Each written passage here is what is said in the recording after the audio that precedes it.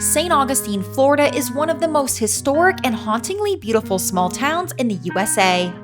From moss-draped oak trees and European-inspired architecture to ghost stories and even some incredible beaches, St. Augustine has something for everyone.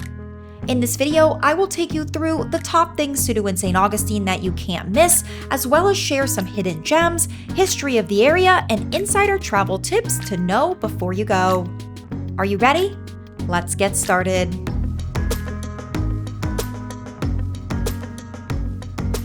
First up is Flagler College, which is a masterpiece of history and architecture. It was once the Grand Hotel Ponce de Leon and was built in 1888 by Henry Flagler, but today it's a beautiful college campus that you're free to walk around and explore.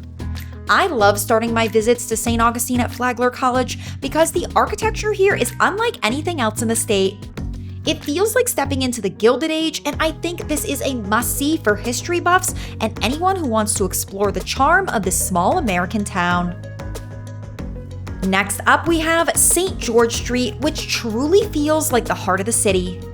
This street is a lively mix of historic charm and modern attractions, and along it you'll find preserved Spanish colonial architecture, lots of shops, and tons of restaurants. If you're looking for delicious pizza by the slice, you can't go wrong with Pizza Time. The food here is really good.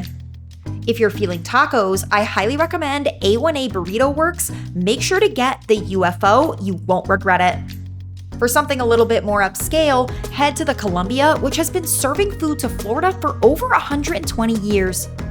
Finally, for a sweet treat, visit Cousteau's for waffles and milkshakes. This street is a must-visit for anyone wanting to experience the heart of St. Augustine culture. Number 3, we have Take a Trolley Tour of the City. Hop-on, hop-off trolley tours of St. Augustine are a very popular way to see the city and get a lay of the land. This tour lets you discover this small town at your own pace with convenient stops at many of the top attractions that I'm sharing in this video. The best part? You will get live narration from local guides to learn the fascinating stories and history of the area. Trolleys run frequently, so you can get off and on without waiting too long, and I highly recommend taking a trolley tour on your first day in the city. Up next, we have St. Augustine Beach, located just minutes away from the heart of downtown. I love St. Augustine Beach, and it's the perfect spot to unwind by the ocean. It offers a blend of soft sand, relaxed atmosphere, and plenty of rolling waves to play in, which is always so much fun. This is a great laid-back area to escape the crowds in the city and enjoy the Florida nature. Number 5 is Aviles Street, which is the oldest street in America. It is tucked away in the heart of St. Augustine and much quieter than St. George Street, as people rarely visit here. Aviles Street is a charming cobblestone lane that will make you feel like you step back in time, and it's lined with Spanish architecture, quaint cafes, and boutique shops, making it a must-see spot in the nation's oldest city. Next up, put Castillo de San Marcos on your list, which is the centerpiece of St. Augustine and a place you've probably seen in photos at least once. This castle-like fort is actually the oldest masonry fort in the continental USA and was used to protect St. Augustine from pirates and rival colonial powers. You can go inside this national monument for an additional fee or walk around the outside for free.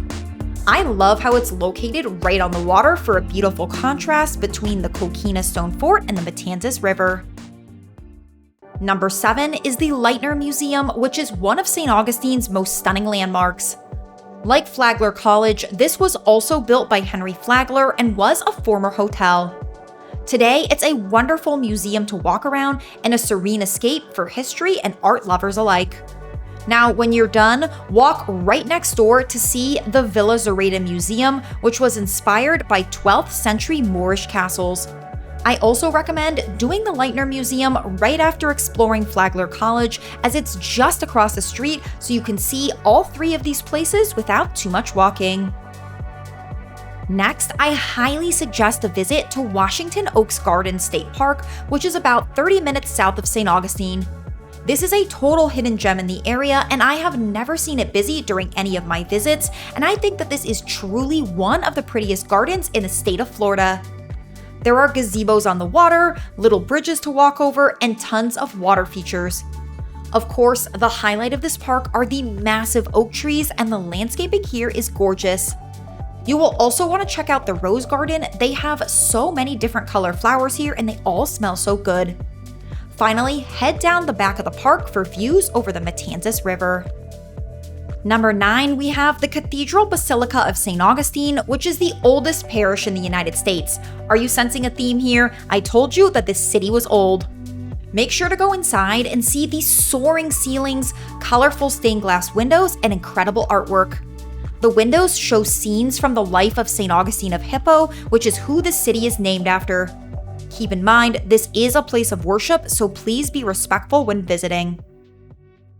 Up next is Fort Mose Historic State Park, which is the site of the first legally sanctioned free African settlement in what would become the USA. There are a variety of things to visit here, and I recommend starting with this boardwalk over the marsh. Then head back to check out a replica of Fort Mose itself, complete with what life would have looked like back in 1738. Finally, go on a self-guided walk to the Flight of Freedom Trail and read some of the interpretive panels. Fort Mose is a powerful reminder of resilience and hope and a must visit. Number 11, visit Plaza de la Constitución, the oldest public square in the USA, located at the center of St. Augustine's historic district. It was established in 1573 and has been the heart of the city for over 450 years and is shaded by beautiful oak trees. Just across from the square, you will also find the Governor's House Museum, which has been home to several government offices since 1598. Next up, go on a ghost tour. St. Augustine isn't just charming, it's also one of the most haunted cities in America. There are many types of ghost tours in St. Augustine, including haunted trolley tours, and there are also haunted walking tours that take you through the squares and streets of the city. This is a great way to end the evening and learn some haunted St. Augustine history. Up next is the Saint Augustine Lighthouse, which is one of the city's most iconic landmarks. I love this lighthouse, and the black and white spiral striped tower is so visually unique and has guided sailors for nearly 150 years. You can climb to the top of the lighthouse for breathtaking views of the surrounding area and explore the Maritime Museum, which is also located on the property. Number 14 is the oldest wooden schoolhouse, which dates back to the early 18th century and offers a glimpse into colonial life. This little wooden building is nestled along the hustle and bustle of St. George Street, so be sure not to miss it. While you're nearby, head to the north end of the street to see the historic city gates, once used for protection by the local residents. For something a little different, head about 20 minutes south of St. Augustine and visit our next stop, which is Fort Matanzas National Monument. This is a super cool fort located on the opposite side of the Matanzas River, so you'll have to take a ferry to get here. When you're done exploring the fort, head across the street to the beach portion of the park. This is another incredible beach in St. Augustine area, and you can swim on both the Atlantic side with beautiful ocean views or relax along the sandbars that reveal themselves along the Matanzas Inlet. Number 16, visit the National Shrine of Our Lady of La Leche, which has been recognized as one of the USA's most peaceful tourist spots. I highly recommend visiting the ivy-covered chapel. It is small and quiet, but beautiful to visit. I also suggest checking out the giant cross on the property, which was erected to symbolize the first Mass conducted in 1565 in what would now become the modern United States. Next up, head to the oldest house, which is located on St. Francis Street and the oldest surviving Spanish colonial dwelling in St. Augustine. It has witnessed centuries of change, including Spanish and British rule, all the way to Florida becoming part of the USA. This is a museum that you can walk around and explore at your own pace. Finally, we have the Fountain of Youth.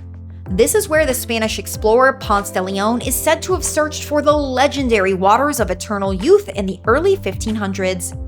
Today, you can sip from its mineral-rich waters, and while you're there, I recommend a walk down Magnolia Avenue, which is absolutely stunning and lined with 100-year-old oak trees that form a spectacular tree arch dripping with Spanish moss.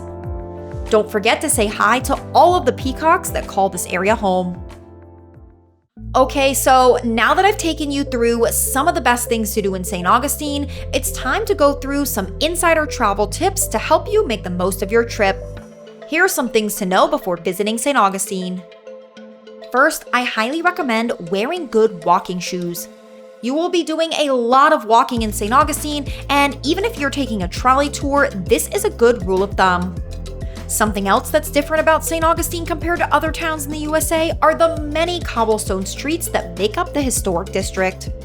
Wear comfortable shoes so you can make the most of your experience exploring this cute small town. Next, parking can fill up quickly in St. Augustine, especially on weekends and holidays. Street parking can be tough to come by, so use the historic downtown parking garage for ease, or park a bit further out of the tourist area and walk into town. Third, St. Augustine can get hot, especially during the summer, so wear plenty of sunscreen and stay hydrated. Even if you're visiting during the cooler months, Florida's sun is still strong, so it's always a good idea to exercise caution and drink plenty of water. You can also prioritize some shaded or indoor activities during the heat of the day, like walking the oak-lined Magnolia Avenue or visiting the Lightner Museum. Number 4, check out some of the free attractions the city has to offer. I love free things, and they are great to experience if you're planning a trip on a budget. For example, the Shrine of Our Lady of La Leche, St. George Street, the outside of Castillo de San Marcos, St. Augustine Beach, and Plaza de la Constitución are all 100% free and incredible to visit. Finally, consider visiting attractions either early in the morning or later in the afternoon. This is a fantastic city, and other people know it too, so St. Augustine can get quite busy. To escape the crowds and have a more pleasant experience, visiting some of these things to do outside of peak hours is a great rule of thumb if you hate the crowds. St. Augustine is one of the most charming and historic cities in the USA, and I hope this video helped you discover some incredible things to do and places to explore on your trip. If I missed anything, don't forget to leave a comment with your favorite attraction or thing to do, or your favorite historical fact about the city. Please don't forget to like, subscribe, and hit that notification bell, and I'll see you next time.